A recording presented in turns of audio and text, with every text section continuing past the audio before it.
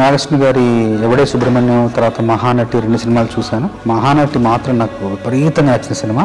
నాయి గారు కాల్ చేసి రమ్మన్నారు, వెళ్ళాను. వెళ్ళిన తర్వాత సందర్భం చెప్పడానికి ముందు నాకు కథా గమనాన్ని కాసేపు మాట్లాడి చెప్పిన తర్వాత వివరంగా చూపించారు, కొన్ని దృశ్యాలు చూపించారు.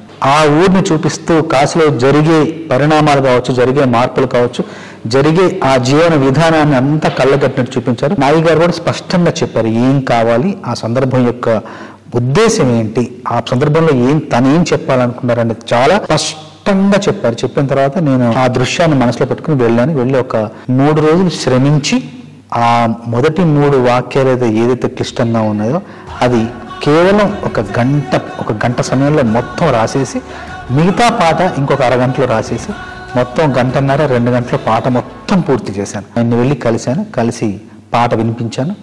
ఒక్క మాట కూడా ఆయన సవరణ లేకుండా, కరెక్షన్ లేకుండా పాట మొత్తం బిగిన చాలా బాగుందని చెప్పారు. పల్లవి రాసిన తర్వాత చరణాల్లో అవతార స్పృహ, అవతార స్పర్శ కొంచెంగా ఇస్తూ కలియుగానికి కలి యొక్క అవతారం ఎలా అయితే జనించిందో అక్కడికి వేగంగా రావాలనే ఉద్దేశంతో ముందు మాటలు మీనమై